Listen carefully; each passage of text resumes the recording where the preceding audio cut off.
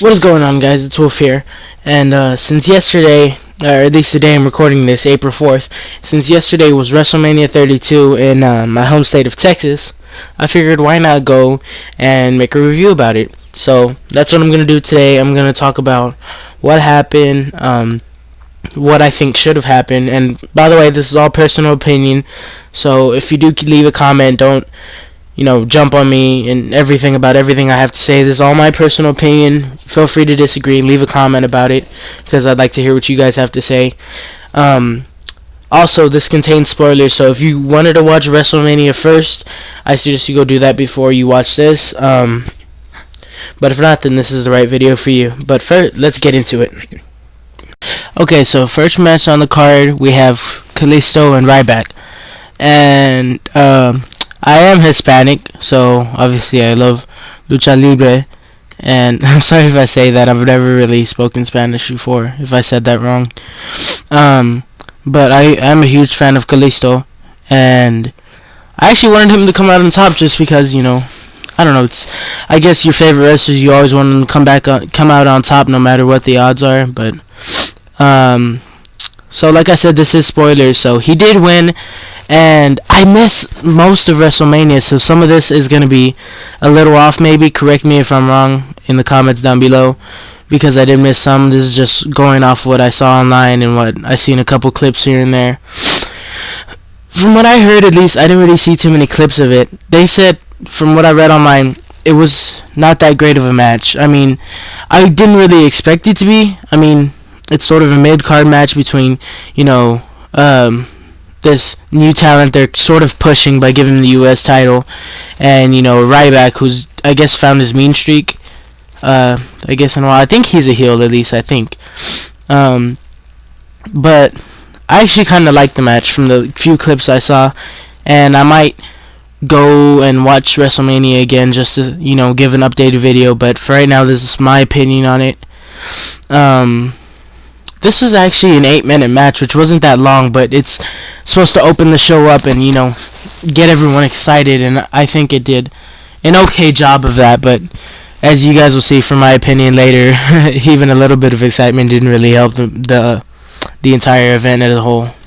Moving on to the next event, it was a 10 Diva tag team match between Team Total Divas and Team Bad and Blonde, with Total Divas consisting of Brie Bella, Eva Marie, Paige, Natalya, and Alicia Fox, and Team Bad and Blonde with Lana, Naomi, Summer Rae, Tamina Snuka, and Emma.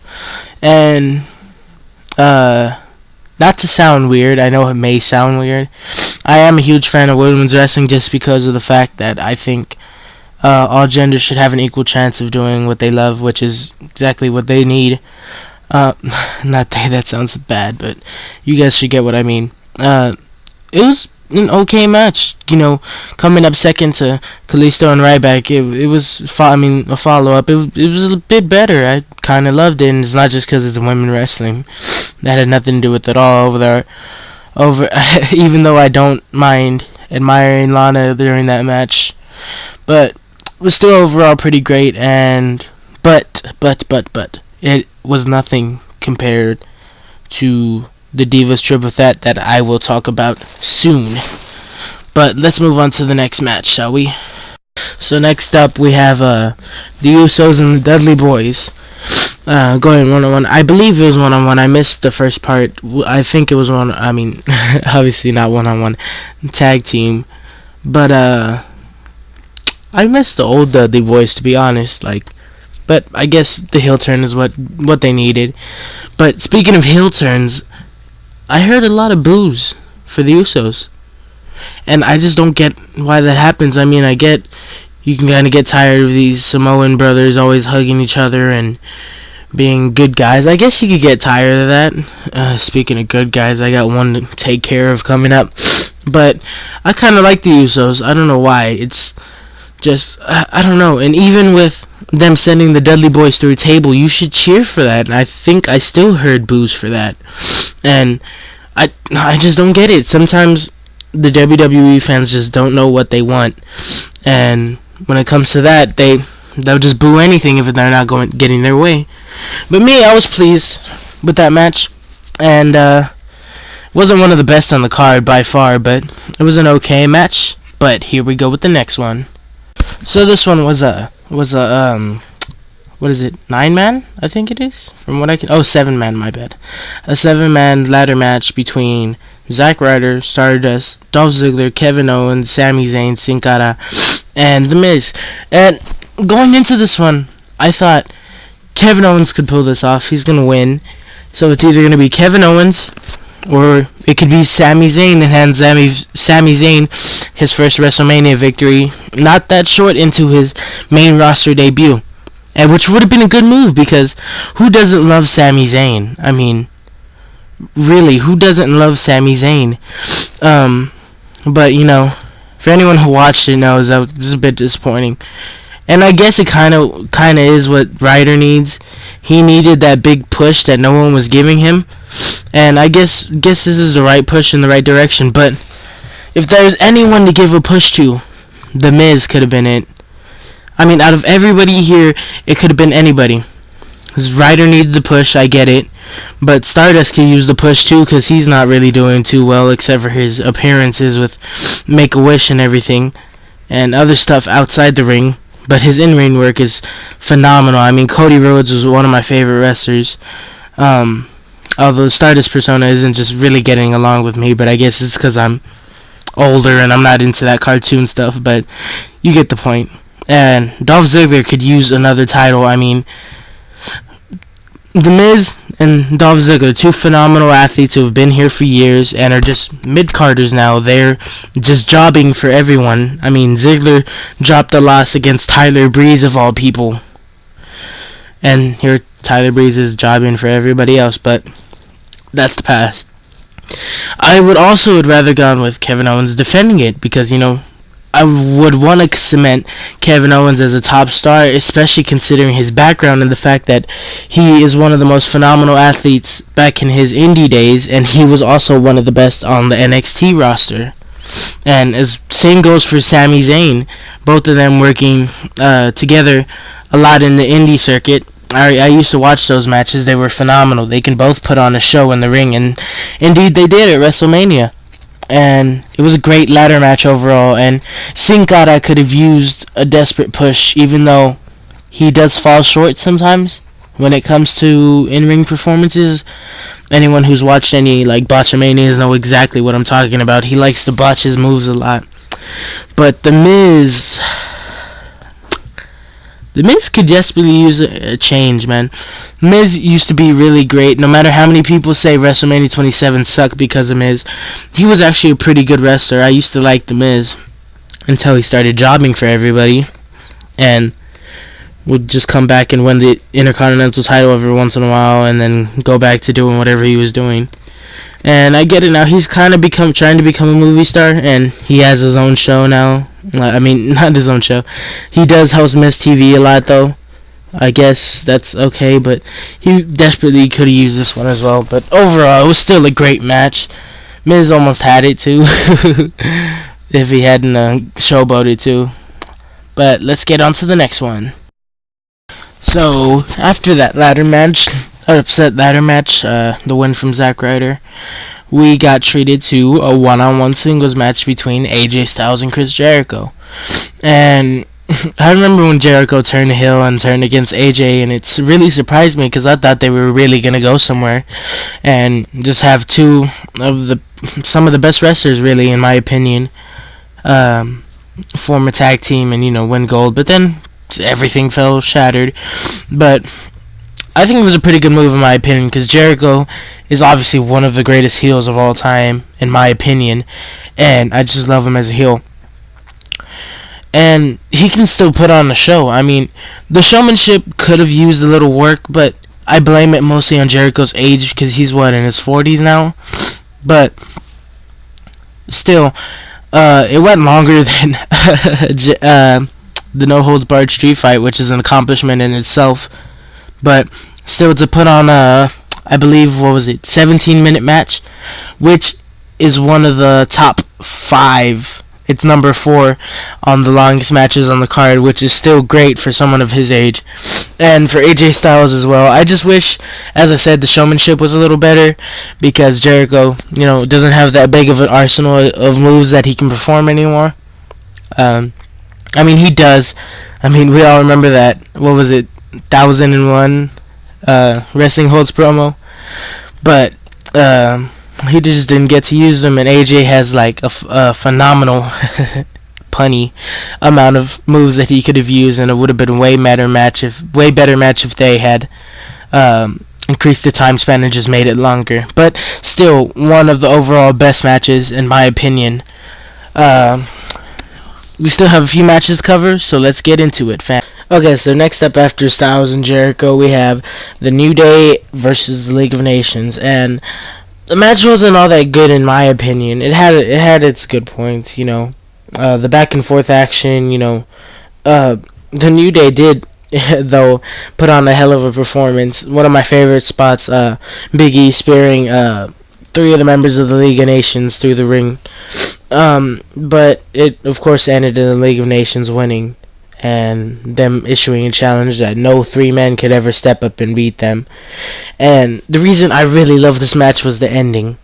And to everyone's surprise, Shawn Michaels comes out. It wasn't really much of a surprise.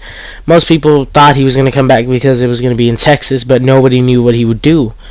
And I knew as soon as he came out, I saw the trunks on him, and I said, oh shit, shit's about to go down. And then out comes Mick Foley, and then last but not least, Stone Cold Steve Austin. So I thought we were about to have a little match right there.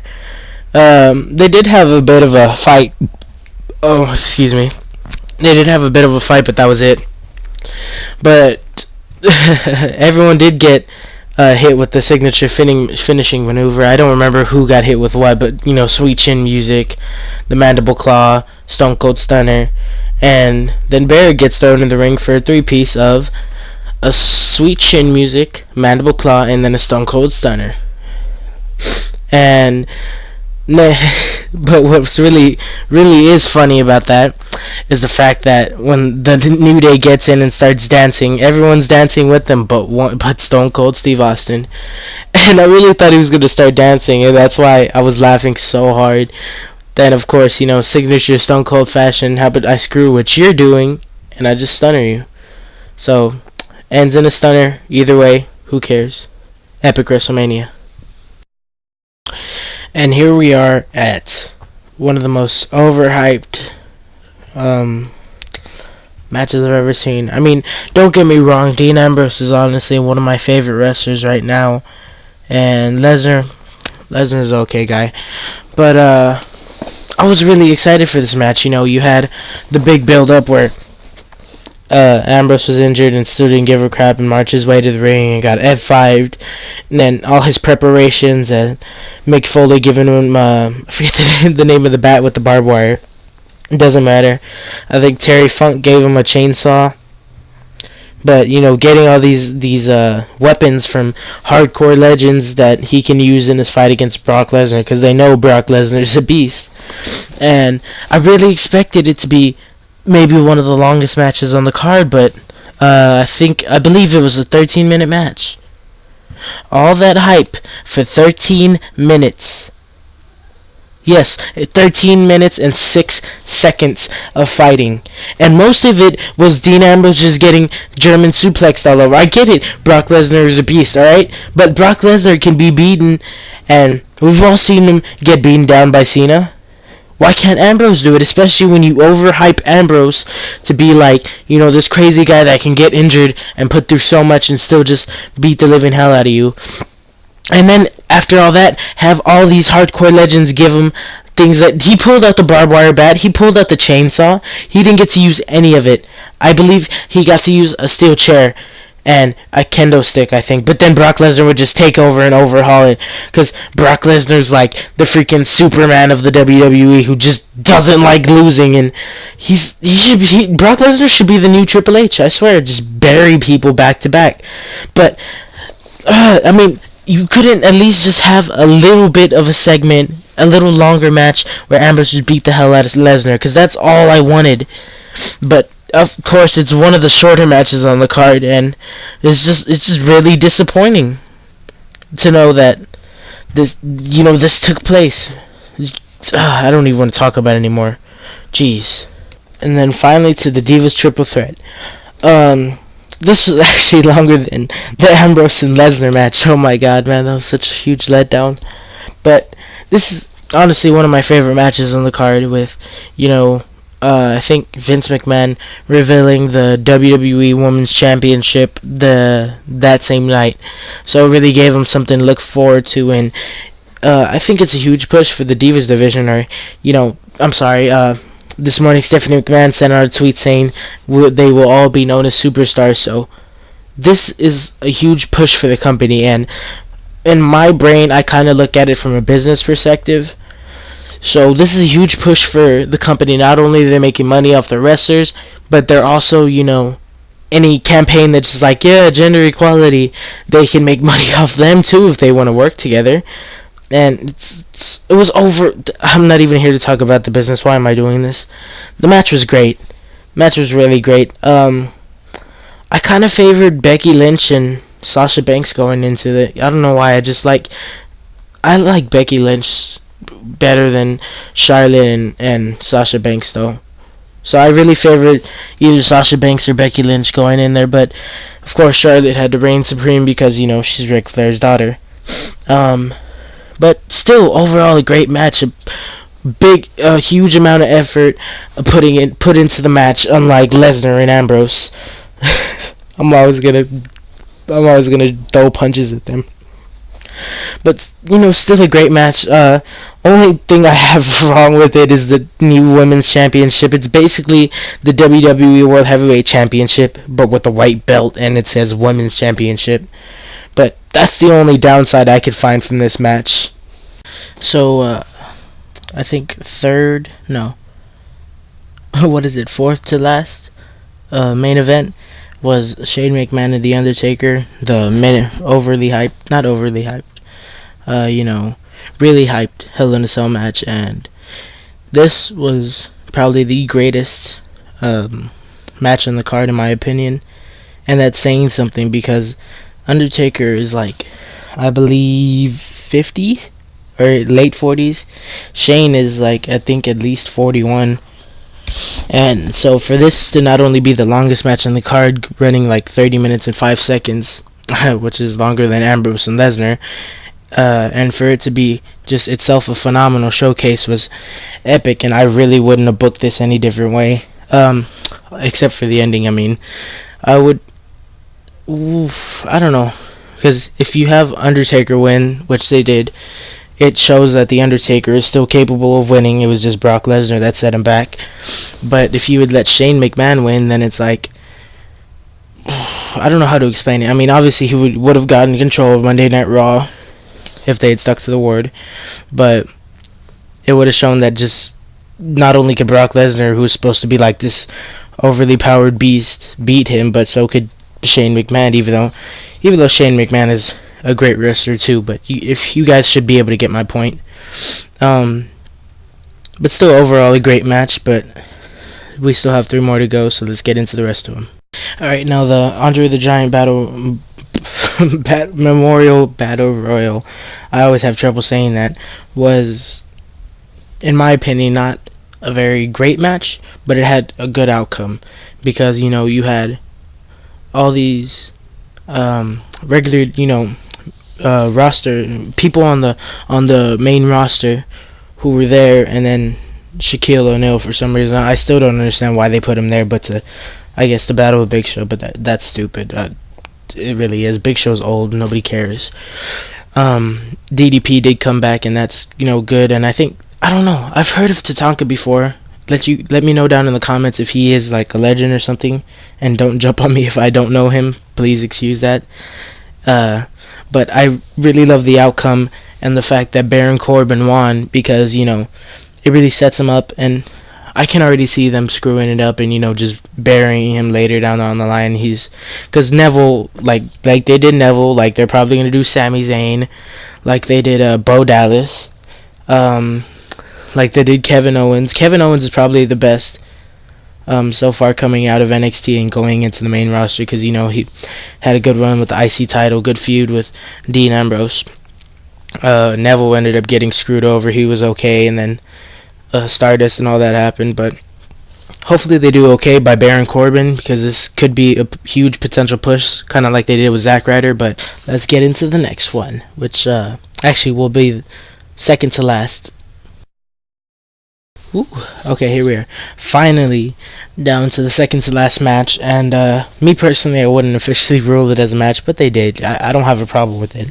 But The Rock did have a phenomenal entrance. When he came out, I was like, damn, this is going to be lit. And then, he pulled out a flamethrower and set his name on fire, and it was literally lit. I don't know if they were trying to do that. That would have been pretty funny. But I looked at it that way. I was like, damn, it's literally lit. But, he had tweeted, because I watch my Twitter a lot, and he had tweeted that they were going to break records. So, he said that, they set a new record for attendance, which was 101,906. I forget the number. Please excuse me. But and then, the Wyatt family came out, started talking shit. And then he had a little short match with Eric Rowan, which was, of course, 6 seconds, which was a new record. I forget if they said it was a new record for overall matches or just WrestleMania, but still, record broken, mission accomplished. Good job, Rock. And then, they all surround the ring, and Rock's about to get jumped, and John Cena returns. So obviously, you can see him in the picture. But in my opinion, I really don't like Cena. I just think he's too much of a Boy Scout, and most people who like him are little 12-year-old boys, and there's nothing wrong with that. I get it. Little 12-year-old boys look up to this guy. He's all-American, Mr. Muscles over here. But I don't know, just me I'm a teenager, so me as a mature teenager can see that he's just a freaking Boy Scout. And he was supposed to be injured, I think, too, right now. I think he was supposed to be on reserve. But I guess have your moment with Cena. I guess. But still disappointing to me. The match was okay, and The Rock's mic skills were epic, but that's about it. Okay, so now we're finally down to the final match. The main event, Triple H and Reigns. To be honest, I really don't like Reigns. I mean, not to mean I don't like him as a wrestler. He's a pretty good athlete, and but his mic skills are pretty bad. He could brush up on those, but I don't like him as a babyface. I mean, they're trying too hard to push him as a babyface. The only good outcome I can see of this is them actually getting him over as a good babyface, and him becoming a babyface for the rest of his life. Because John Cena has admitted in the past that if they could find another person to be such a huge babyface like him, he'd probably do a heel turn. So if we can get Reigns over, just please, everyone, come on, let's get at least one good thing. So we can either have Reigns heel, or we can have John Cena heel. But still over. And the thing about it is, I don't know, I'd probably choose Reigns heel, because Reigns has talked so much crap in the past. It's just, he should be a heel, and he was good as a heel in the Shield. But, that's just my opinion. Everybody think what you want. Little 12-year-old boys can comment down below about how much they love John Cena, and how much they love Roman Reigns. And don't get me wrong, I'm not like 21 or something. I'm 15, but still, I can see what everyone else mature enough can see. Not to sound egotistical, but still, it was a pretty disappointing match overall. Reigns did win, and I just kind of didn't like. The only good part I got out of it, really enjoyable for me, was when Stephanie McMahon got speared. That was about the only good part for me. The rest of it, I would have rather had Triple H won, but I guess, try to push Reigns. Go ahead. And I actually saw a YouTube comment today on What Culture WWE.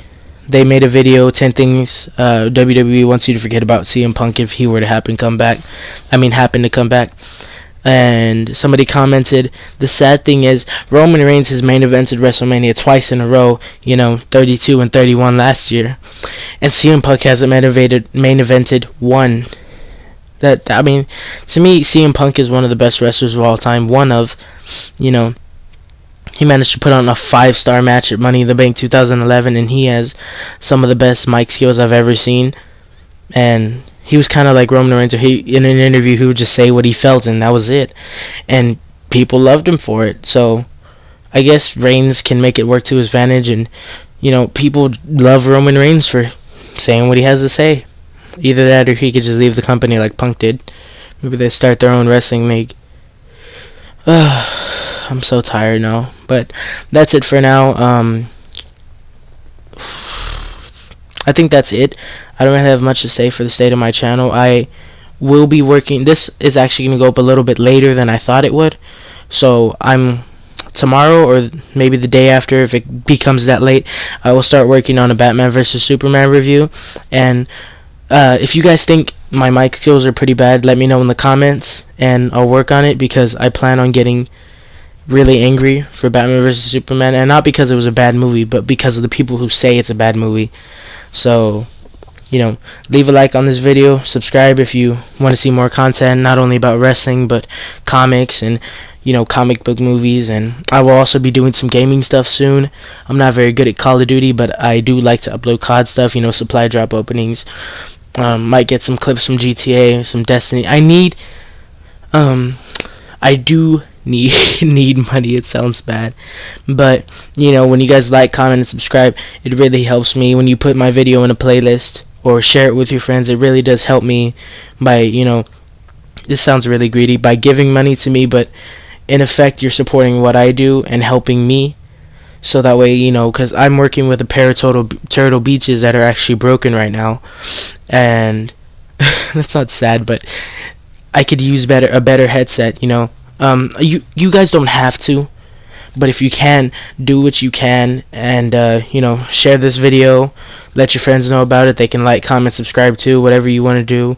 Put it in a playlist. I think I read online that helps, but whatever you do helps. It helps me, all right? And it helps me support what I'm doing, buy what I need to buy, because for right now I only have a few things, but I might as well save all my I need support. I guess I might save that for a video, who knows. But anyway, that's it. Like, comment, subscribe, guys. Wolf out.